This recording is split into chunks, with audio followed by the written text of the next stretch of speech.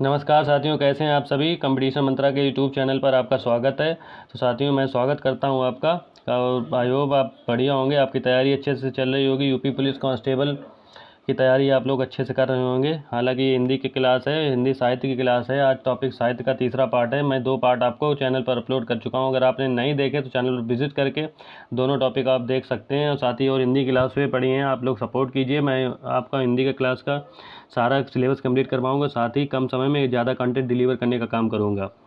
तो साथियों, इसके वीडियो को पूरा ज़रूर देखें, स्किप मत कीजिए। आप लोग वीडियो को क्लिक करते हैं, बस तुरंत ही स्किप करके चले जाते हैं। अगर आप पूरा देखेंगे तो आपको बहुत अच्छा लगेगा। तो साथ ही आपको बहुत सारी चीज़ें सीखने को मिलेंगी। हालांकि आपने कहीं से सीखा भी होगा, फिर भी आपको इतनी अच्छी चीज़ें नहीं सीखने को मिलेंगी। आप बहुत अच्छे से सीख पाएंगे। अपने रिवीजन को और अच्छे से करके हिंदी में एक बेहतर स्कोर कर पाएंगे। जो आप सोचते हैं ना कि कई बच्चों का हिंदी में 30 से 31 स्कोर होता है, आप देखेंगे ये सारी क्लास करने के बाद topic by topic 1 by 1 Hindi साहित्य को मैं आपको 12 क्लास में करवाऊंगा। तो इसमें आप देखें कि साहित्य और हिंदी भाषा के विकास में कोई भी दिक्कत नहीं आएगी आपको। तो मैं आपको ये सारी चीज़ें करवाऊँगा, जिसमें आप देखेंगे हिंदी में आप 34-35 तक पहुँच जाएंगे आराम से। कम एफर्ट में आपको ज़्यादा चीज़ें मैं डिलीवर कर दूँगा। तो आप ये देखेंगे, ये सारे हैंड रिटन नोट्स हैं। आप इन्हीं नोट्स को तैयार कर लीजिए। आपके हिंदी में कोई भी दिक्कत नहीं होगी। प्रैक्टिस आप करिए, तो बस अपना समय बचाइए। बाकी जो समय बचेगा, हिंदी का समय बचाकर आप मैथ्स पे लगे, रीजनिंग पे लगे, बाकी आप अपनी तैयारी अच्छे से करते रहिए। तो साथियों, आइए क्लास को शुरू करते हैं। और चैनल को सब्सक्राइब जरूर कर लें, लाइक कर दें और कमेंट करें, ताकि और अगर कुछ भी सुधार करने की ज़रूरत, मैं आगे सुधार करता रहूँगा। तो साथियों की एक कोट से याद शुरू करना चाहूँगा कि लहरों से डरकर नौका पार नहीं होती और कोशिश करने वालों की कभी भी हार नहीं होती। तो साथियों, जय हिंद। स्वागत है आपका अपने यूट्यूब चैनल कंपटीशन मंत्रा में। साथियों, शुरू करते हैं हिंदी साहित्य की क्लास।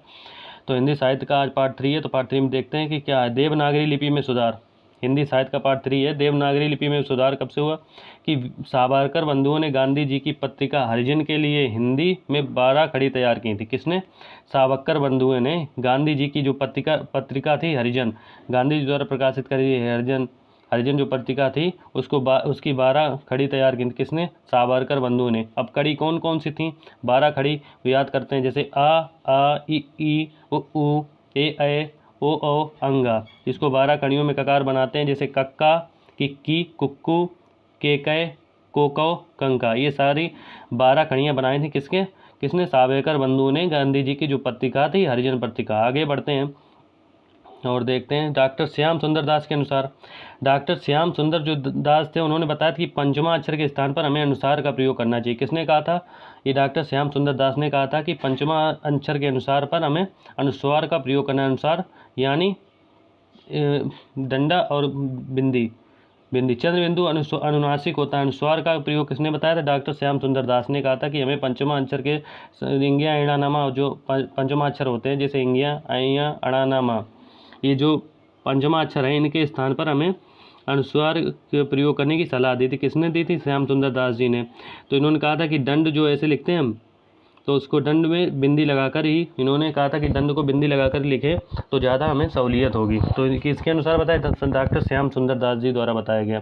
आगे देखते हैं 1935 में नागरी लिपि सुधार समिति का गठन हुआ। कब हुआ? 1935 में। पूछेगा नागरी लिपि सुधार समिति का गठन कब हुआ? तो साथियों याद रखें 1935 में हुआ। और इसके सभापति पूछता है, सभापति कौन थे? ये गांधी जी थे। जो 1935 में नागरी लिपि सुधार का गठन हुआ था, उसके सभापति कौन थे? गांधी जी थे। कौन थे? गांधी जी थे। आगे देखते हैं फिर 1945 में क्या हुआ? 1945 नागरी प्रचारणी सभा। कौन सी? नागरी प्रचारणी सभा ने नागरी लिपि सुधार समिति का गठन किया। किसने? नागरी प्रचारणी सभा ने।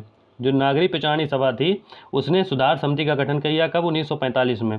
तो ये इंपॉर्टेंट बात है, नोट करेंगे। आगे देखते हैं कि उत्तर प्रदेश सरकार ने 1947 में आचार्य नरेंद्र देव की अध्यक्षता में, किसकी? आचार्य नरेंद्र देव की अध्यक्षता में नागरिक सुधार समिति का गठन किया। कब? उत्तर प्रदेश सरकार ने। पूछे कब गठन किया नागरिक सुधार समिति का? तो पूछेंगे नागरिक सुधार समिति का उत्तर प्रदेश में कब? 1947 में। किसके द्वारा? आचार्य नरेंद्र देव द्वारा की अध्यक्षता में कब नागरिक सुधार समिति का गठन किया गया? कब? 1947 में। किसके द्वारा? उत्तर प्रदेश के द्वारा।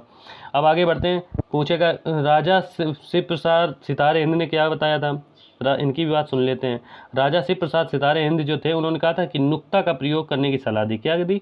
नुक्ता का प्रयोग करने की सलाह। जैसे कै खय गए गए जय फय, जो नीचे का जो नीचे अंक की बिंदी लगी है, इस चीज़ों को नुक्ता का प्रयोग जो आगत भी बोलते हैं, जो बाहर से जब फारसी भाषा के, तो उन्होंने कहा कि नुक्ता का प्रयोग कीजिए। किसने कहा था? राजा शिव प्रसाद सितारे, इन्होंने नुक्ता का प्रयोग करने की सलाह दी है। आगे बढ़ते हैं और देखते हैं आगे क्या टॉपिक। आगे टॉपिक कह रहा है कि हिंदी एक राजभाषा है। हिंदी क्या है? एक राजभाषा है। हिंदी राजभाषा है, ना कि राज्य भाषा। राज्य भाषा कई लोग कंफ्यूज हो जाते हैं। कोई लोग सोचते थे हिंदी क्या है? राज्य भाषा है। राजभाषा नहीं है, राजभाषा नहीं है, राजभाषा नहीं है, बल्कि क्या है? बल्कि क्या है? राजभाषा है। क्या? राजभाषा। हिंदी राजभाषा है। हिंदी को 14 सितंबर 1949 को स्वीकृत किया गया। पूछता है कि हिंदी को कब स्वीकृति मिली थी राजभाषा के रूप में? तो 14 सितंबर 1949 को। इसलिए हिंदी 14 सितंबर को हिंदी दिवस मनाया जाता है। कब? 14 सितंबर को हिंदी दिवस मनाया जाता है। पूछेगा हिंदी को स्वीकृति कब मिली थी राजभाषा के रूप में? तो 14 सितंबर 1949 को। और हिंदी दिवस कब मनाते हैं? 14 सितंबर को। और विश्व हिंदी दिवस कब मनाते हैं? तो विश्व हिंदी दिवस 10 जनवरी को मनाते हैं। और अंतर्राष्ट्रीय मातृभाषा दिवस 21 फरवरी। ये दोनों पॉइंट इंपॉर्टेंट है, आप इसको नोट कर सकते हैं कि अंतर्राष्ट्रीय मातृभाषा दिवस 21 फरवरी और विश्व हिंदी दिवस 10 जनवरी को मनाते हैं। आगे बढ़ते हैं साथियों और देखते हैं आगे क्या है कि संविधान की यहाँ से इंपॉर्टेंट है, यहाँ से क्वेश्चन पूछे हैं, यूपीएसआई में पूछे गए हैं क्वेश्चन।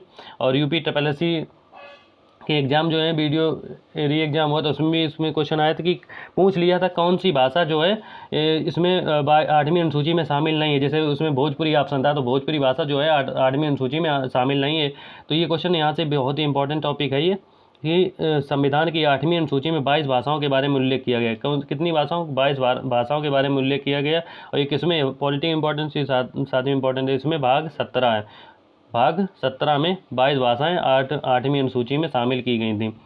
तो इसमें देखते हैं मूल रूप से कितनी भाषाएं थी। पूछेगा संविधान में मूल रूप से कितनी भाषाएं थीं? तो मूल रूप से 14 भाषाएं थीं। अब देख लीजिए, नाम याद कर लीजिए एक बार। ये नाम कौन कौन से 14 भाषाओं? कन्नड़, मलयालम, मराठी, गुजराती। कैसे याद करेंगे? कन्नड़, मलयालम, मराठी, गुजराती। फिर आ जाएंगे हिंदी, बांग्ला, तमिल, तेलुगु।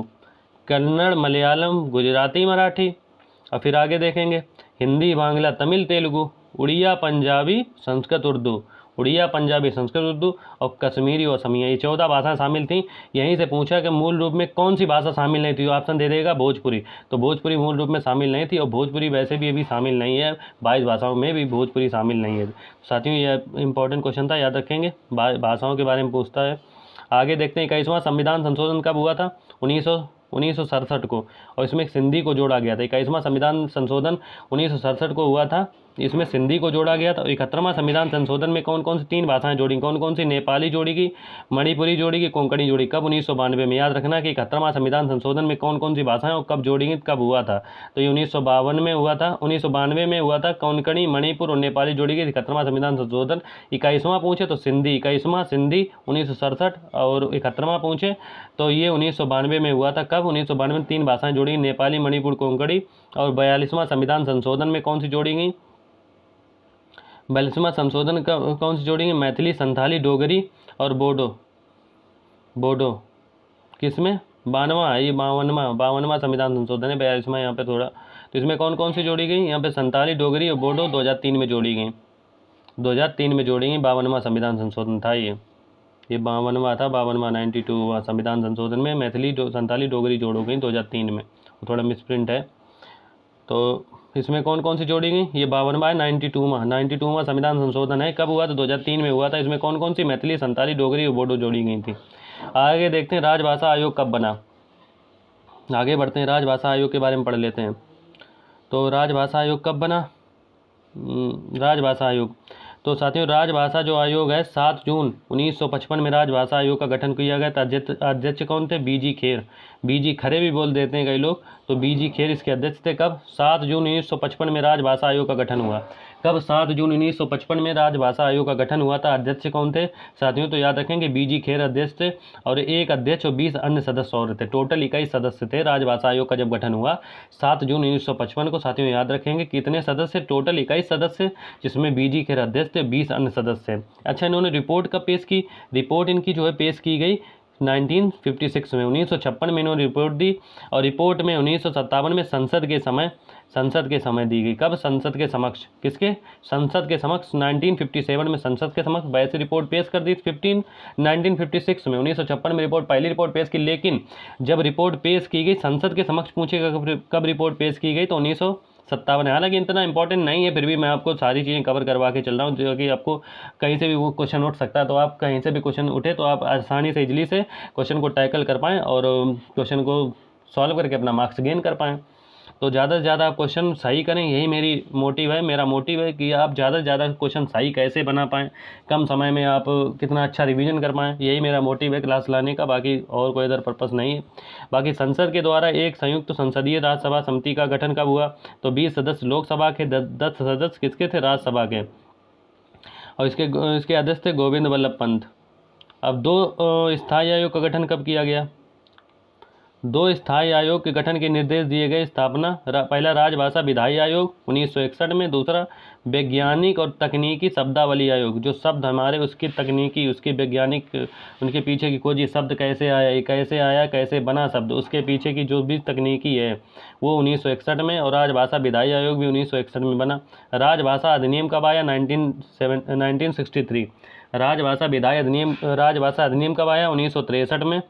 और राजभाषा नियम कब आया? 1976 में। हालांकि इंपॉर्टेंट चीज़ नहीं, आप याद रखें, केवल एक बार देख लीजिएगा, बाकी याद करने की कोई ज़रूरत नहीं। इतना ये सब नहीं पूछता, ये डेटा नहीं पूछता है यूपी पुलिस में, खासतौर के यूपी पुलिस में डेटा नहीं पूछेगा, ये डेटा नहीं पूछेगा। बस आपको याद रखनी चीज़ों को पता होना चाहिए कि हाँ, आप ऑप्शन एलिमिनेट करके आप लोग अगर बाई चांस क्वेश्चन बनेगा तो आप लोग कर पाएंगे। आगे बढ़ते हैं, हिंदी व्याकरण के बारे में क्या बताएंगे। इसमें क्या है कि discovery of the Hindustani language किसने किया था? जॉर्ज फर्ग्यूसन ने किया था। पूछेगा डिस्कवरी ऑफ हिंदुस्तानी लैंग्वेज के किसने की थी, तो जॉर्ज फर्ग्यूसन। तो ब्रजभाषा का व्याकरण 1943 में शुरू हुआ। डेट इंपॉर्टेंट नहीं है, फिर भी मैं आपको एक बार और रिमाइंड, डेट इंपॉर्टेंट नहीं है ये वाली जो मैंने नीचे जो पहले पूछेगा। राजभाषा आयोग का कब गठन हुआ, तो 1955, वो याद रखना है, बल्कि ये नहीं इतना याद रखना। तो राजभाषा का प्रथम व्याकरण शब्दानुशासन, ये याद रखना है। राष्ट्रभाषा का प्रथम व्याकरण 1949 में लिखा गया। किसके? किशोरी दास वाजपेयी। किसके? किशोरी प्रसाद वाजपेयी द्वारा।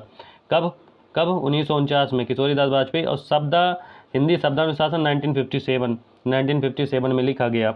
अब हिंदी साहित्य के लेखन की परंपरा कहाँ से चली आई, तो यहाँ से देखेंगे हिंदी साहित्य के लेखन की, यहाँ से हमारा साहित्य शुरू होता है। तो हिंदी साहित्य लेखन की परंपरा, तो सबसे पहले हिंदी साहित्य का इतिहास फ्रेंच भाषा के विद्वान किसने किया था? फ्रेंच भाषा के विद्वान ने किया था। हिंदी साहित्य के लेखन की परंपरा कहाँ से हुई? फ्रेंच से।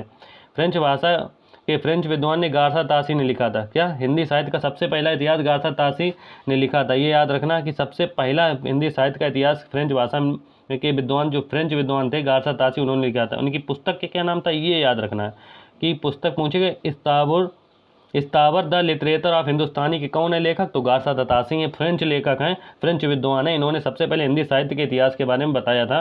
तो गार्सा तासी की इस्तावर the literature of the Hindustani, इस्तावर the literature of the Hindustani, और इसका इस्तावर the literature of the Hindustani, ये इन्होंने पुस्तक लिखी थी। आगे देखिए किसने की? गार्सा तासी ने। आगे देखते हैं इस पुस्तक के कितने प्रमुख भाग हैं, पूछेगा। ये पूछता नहीं है लेकिन फिर भी मैं आपको करवा दूं। इस पुस्तक के प्रमुख 3 भाग हैं। एक 1839 में प्रकाशित हुआ, दूसरा 1847 में, तीसरा 1871 में। ये प्रकाशन वर्ष है, याद रखना नहीं है। फिर मैं आपको बोला ये याद रखना नहीं है, ये नहीं पूछता है। इस पुस्तक के कुल 738 कवि का जिक्र हुआ, जिसमें 72 कवि हिंदी के हैं, बाकी उर्दू के कवि हैं। बाकी किसके? उर्दू के कवि हैं। तो आगे बढ़ते हैं, ये भी इतना इम्पोर्टेंट नहीं है। इस पुस्तक के कवियों का वर्ण क्रम रखा गया है। इस पुस्तक के कवियों को वर्ण क्रम में रखा गया है। किसके? इस पुस्तक का हिंदी में अनुवाद, ये पूछेगा, ये इंपॉर्टेंट है कि हिंदी में अनुवाद कब हुआ था, तो हिंदुस्तानी साहित्य का इतिहास 1952 में उसको हिंदी में अनुवाद किया गया, 1952 में।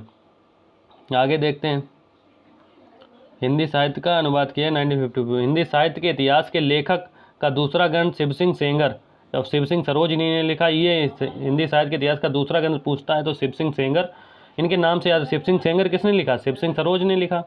शिव सिंह सरोज किसने लिखा? शिव सिंह सेंगर ने। कब? 1843 में। 1838 कवियों का जिक्र इसमें हुआ है। किसके? कितने? शिव सिंह सेंगर, शिव सिंह सरोज नाम से लिखा गया है। आगे देखते हैं, फ्रेंच विद्वान जॉर्ज ग्रेसन ने हिंदी साहित्य का इतिहास लिखा है। The modern vernacular literature of Hindustani किसने लिखा? George Grierson. ये 3 चीज़ें रखनी। पहला इस्तांबुल लिटरेचर ऑफ द हिंदुस्तान किसने? गाथा तासी। दूसरा शिव सिंह सरोज किसने लिखा? शिव सिंह सेंगर ने लिखा। और फिर तीसरा पूछे फ्रेंच के जो विद्वान थे जॉर्ज ग्रेयर्सन, इसने क्या लिखा था? इन्होंने लिखा था the modern vernacular literature of the Hindustan, इन्होंने लिखा। हिंदी में इतिहास का वास्तविक ग्रंथ पहला था ये। आगे देखते हैं हिंदी के अनुवाद। हिंदी का प्रथम साहित्य इतिहास के नाम से जाना जाता है तो किशोरीलाल गुप्त को। किसको? किशोरीलाल गुप्त को 1957 में इन्होंने अनुवाद किया था। आगे देखते हैं मिश्र बंधुओं ने मिश्र बंधु विनोद की रचना की है। मिश्र बंधु ने मिश्र बंधु विनोद, नाम से याद रखना कि मिश्र बंधु विनोद मिश्र बंधुओं ने रचना की है। गणेश बिहारी, श्याम बिहारी और सुखदेव बिहारी ने लिखा है। किसने लिखा? गणेश बिहारी। तो आई होप गणेश बिहारी और श्याम बिहारी, आई होप आपको समझ में आ रहा होगा। और साथियों ये हमारा जो टॉपिक पार्ट 3 था हिंदी साहित्य का, वो आज फिनिश हुआ है।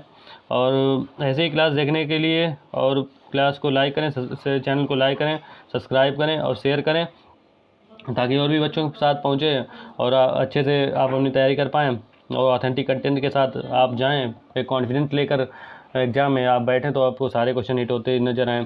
तो साथियों आशा करता हूँ आपको वीडियो अच्छा लगा होगा। और जय हिंद। अपनी तैयारी अच्छे से करते रहिए, मस्त रहिए, स्वस्थ रहिए। जय हिंद।